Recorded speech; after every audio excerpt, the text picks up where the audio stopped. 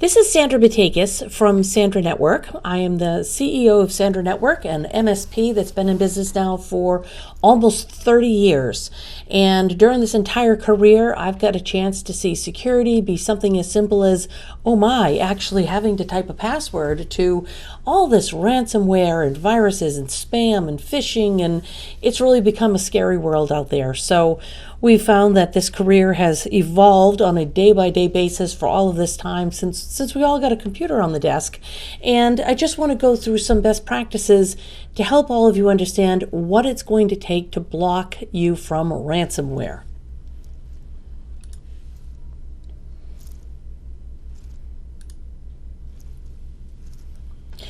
Ransomware is becoming more and more of a problem all the time.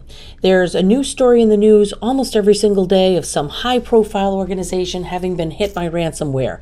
For example, Honda was attacked, and if you take note of the headline about this attack, it was about being a lesson in segmentation. We'll specifically talk about best practices for this later. But of course, we also have smaller organizations that are getting hit just as often, but the smaller organizations just don't hit the news. They're out there. We get to only hear about the big ones. In fact, no organization or size is going to be immune from these targeted attacks. According to extensive survey data conducted through independent research firm Sophos, approximately half of the organizations that got hit by ransomware last year, and it didn't matter what size or what vertical the company was in. It basically was a coin toss to see whether or not the organization is going to be targeted. But fortunately, there's a lot we can do, and a lot of what we can do could make your organization less appealing as a target, if not impossible to victimize. And that's what we're going to talk a little bit about today. As you can see from the survey responses in this table, this is a table on attack entry points. Ransomware most often gets onto organizations through an email attack or a file with a malicious link or content, or it goes through attacks on an exposed server. On one hand, this is super sad news, because it means that 84% of ransomware attacks are completely preventable. 84%. Think about that. So this is why you're listening to this today. It is the topic of the session because you can do a lot to protect you and your organization from these kind of attacks. So to better understand how to prevent attacks, we first have to understand exactly how they work. Typical ransomware attacks are highly complex. They usually start with spam email that's contained in some malicious attachment or a phishing attack. They may phish for credentials, they may use malware to steal some credentials, and then they're going to use those to escalate privileges to create a new administrative account on your network that will allow them to better access options or disable or bypass the security. Then they can move laterally around the network. They use something called RDP, Remote Desktop Protocol, and any other means that they can make in order to take advantage of or take survey of Active Directory. Active Directory, if that's a new term, is essentially where all the user accounts, all the password, and all the security boundaries for your organization live. So it may try to take survey of Active Directory. It may try to find data storage systems. Do you have network storage out there? Did you just buy yourself some sort of network attached device or NAS device that's going to store all of your company files? So it's going to try to find those. It's going to try to delete any of your backups. And again, people say they've got a backup, and is it encrypted? Is it off-site? Is it protected from, yesterday or tomorrow's backups? These are all important things to know.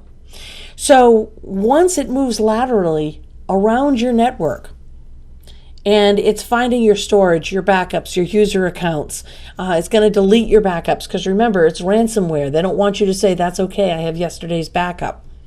Once the safety net is safely out of the way, you, the victim, are ready to be compromised. So releasing the ransomware payload is when they encrypt all the files and then they demand this huge ransom payment. So now you have no backups, all of your user accounts are compromised, it's taken over your admin, and now they're going to encrypt you encrypt your desktop, and lock you out of it. So let's go through this even more in detail. So let's look at the ransomware attack, the initial access. This is known as spear phishing email to obtain credentials. So the first step is to get into your network. This can happen by brute force hacking on an exposed system, by using that malicious file download, something that was sent to a user, it's in a spam email. Whatever that attack is, this phishing attack is only there to steal credentials, and once they have credentials, they're going to plant the malware on the device. The key objective for this attack is to get the credentials. Now, again, either they've got them from the user directly, or they've done some brute force guessing, or if they've planted malware, the malware might be able to scrape credentials out of a running system. And you got a running system, there's all sorts of stuff on that system, whether it be cookies or pages or text documents or that spreadsheet with all your passwords, whatever it is, it's looking for those credentials. At some point here in the attack, the hacker is going to access the cybersecurity solution in place and do what they can do to disable it. Basically, we're going to snatch and restart in safe mode so it can bypass the security. That might be your antivirus security or whatever you have in place. And the reason it's going to restart that system or that service or that machine in safe mode is so that they can continue to remain undetected. We're now in the discovery process. So we're going to do a network scan. We're going to identify Active Directory and all the other server resources. As a reminder, Active Directory is your directory services, otherwise known as where your user login information is, who the admins are, what type of admins have access to what type of services. So this main objective is where we're going to probe the network. We're going to see what systems are there. We're going to use network scanning tools. We're going to identify Active Directory. We're going to identify the data storage systems. And now they've got leverage to use our tools. So now the lateral movement in the collection process starts, where we have use exploits and third-party tools to move the systems and collect some sensitive data. So they're going to use some sort of automated tools. And those tools are going to leverage network exploits and protocols like RDP or others that are well known to systematically gain access to every single system on your network.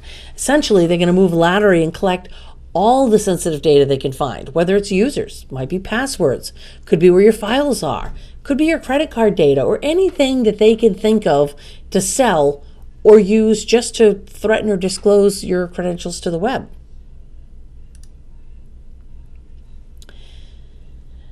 Once they have all that potentially useful data, guess what? They're going to upload it to cloud storage.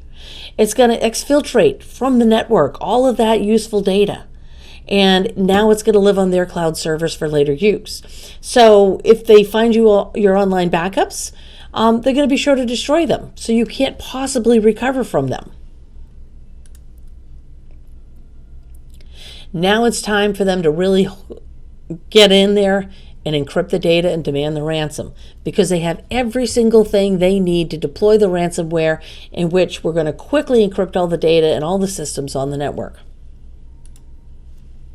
So all of this, super scary stories, right? How are they going to get in? How are they going to get my credentials? This is the stuff that keeps me up at night and protecting my customers. So the big question is, what can we do to minimize the risk of this happening? I had a customer call me just this week, and they said, hey, we heard someone we're connected to has a breach. How can we put security on our network?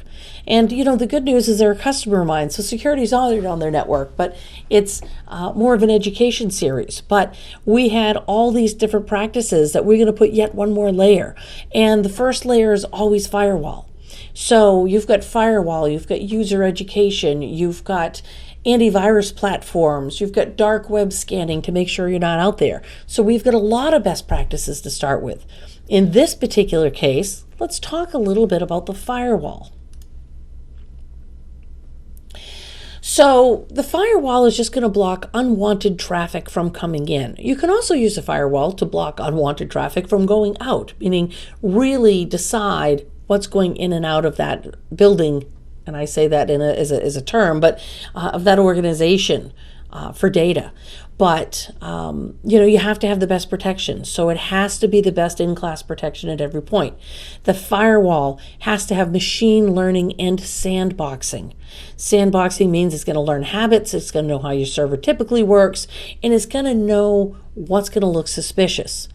We want email with anti-spam and anti-phishing. We want endpoint with exploit detection and anti-ransomware. We want server protection.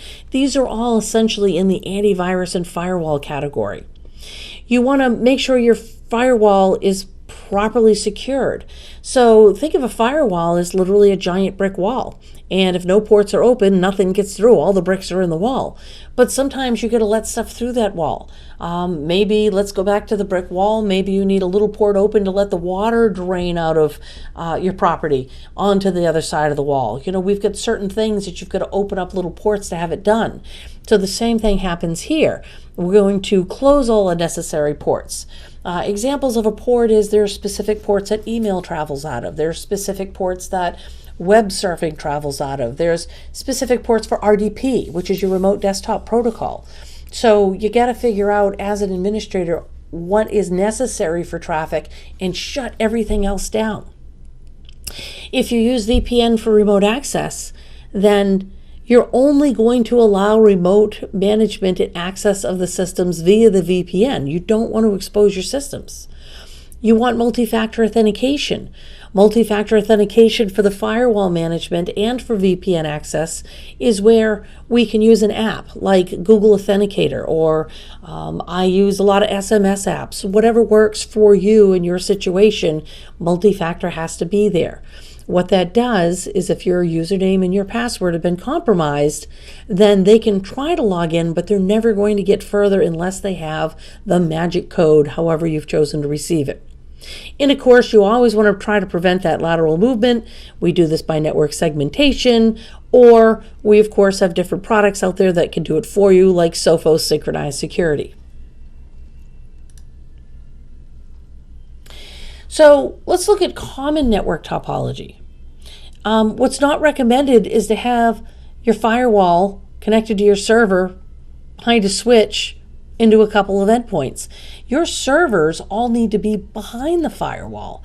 Firewall can't block that lateral movement at this particular case.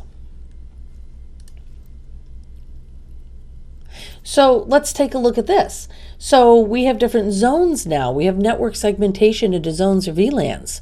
So again, there's a product that we support called Sophos synchronized security. It's the ultimate way to segment it, but it also depends on what you have for firewall equipment. So if you don't happen to be a Sophos client, that's fine. There's still ways to get this done. So you basically want to make sure that your local area network is done into much smaller isolated zones, or what we also know as VLANs. So if everything's on the same VLAN or the same zone, let's say you have 200 computers directly behind the firewall, then as soon as they get on that side of the firewall, they have access to all 200 computers. If it's segmented, and just for the point of an analogy, maybe you've got different rooms, different departments, different floors, different buildings, different security clearances. However it works for your network, however your physical topology meets your logical topology of users and servers and resources, that's how you're really going to look at the VLANs. So, other practices to prevent ransomware: patch early, patch often. Do those security updates, whether it be on your firewall, whether it be on your server, whether it be on your switches. Everything needs to be patched. You want end user training. Security really lies with your users. If they don't understand security, if they don't understand what not to click on, if they don't understand secure passwords, that's going to be your biggest challenge. Make sure you have secure backups. Make sure you have a recent copy offline and offsite. And of course, you always want to make sure you have strong passwords.